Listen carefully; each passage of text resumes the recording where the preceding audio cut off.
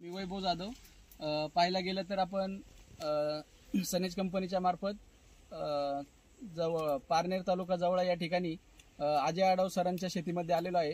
गेली 5 महिन्यापूर्वी आपण त्यांना ऊसासाठी सनेज कंपनीचे ऑर्गॅनिक खते दिली होती. तर त्यांना या ठिकाणी आलेला जबरदस्त अनुभव आपण त्यांच्या तोंडून ऐकूया. नमस्कार सर. नमस्कार. एकंदरीत कधीपासून आपण शेती करता? आपण आतापर्यंत 8 वर्ष झाले शेती करतो. 8 वर्ष.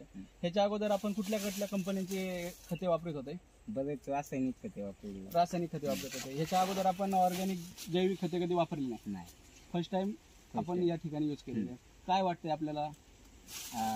ऊसाचं बघून ऊसा म्हणजे कमी खर्चात जास्त वाढ झाली ऊसाची.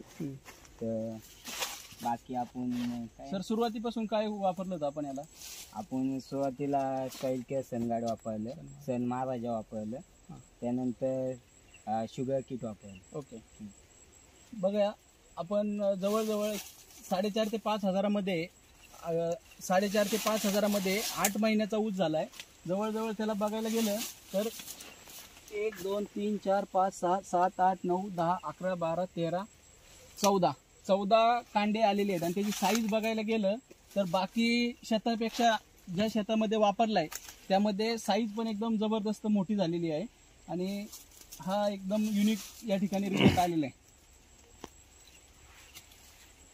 तर अजय सर, तुम्ही ही ऑर्गॅनिक खतं वापरून सॅटिस्फाईड आहेत का? तर आपण बाकी शेतकऱ्यांना काय सल्ला द्यायला करते? सर्व शेतकऱ्यांनी रासायनिक सोडून सेंद्रिय शेतीकडे वळलं पाहिजे. आणि आपण अजून ह्याच्या व्यतिरिक्त कुठली कुठली पिकं करता? डाळिंब, त्यानंतर ॲपल आणि ऊस. कांदा पीक?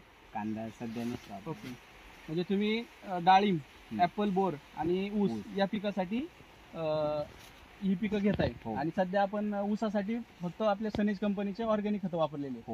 मग येणाऱ्या काळात तुम्ही लोकांना काय सल्ला द्याल?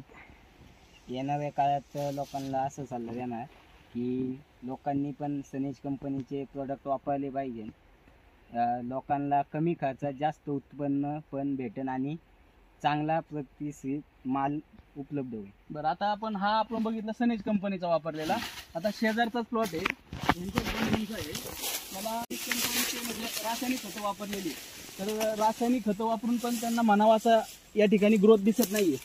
आता आपल्या इकडे 14 कांडे आले होते. 1 2 3 4 5 6 7 8 9च कांडे ह्या ऊसाला आहेत. आणि इकडे 10 11. आणि ह्याची हाईट बघायला गेली तर एवढ्या मोठ्या प्रमाणात नाहीये. आणि ह्यांनी किती कोंबड खतं आणि बाकी खत वापरले रासायनिक सर? त्यांनी आतापर्यंत 15,000 खर्च केला. 15,000ची रासायनिक खते वापरली. परत बाकीचे पण वरची खतं टाकलेली. आणि आपण फक्त सॉइल केअर सनगार्ड आणि शुगर केअर किट आणि सन महाराजा एवढं वापरून जबरदस्त लेवलला आलेला रिझल्ट बघा. मंडळींनो बघा, आपण जर ऑर्गॅनिक फार्मिंगला म्हणतो की त्याचा रिझल्ट येत नाहीये, पण आत्ताच बघितलं तर शेजारचा प्लॉट आणि एक फक्त मध्ये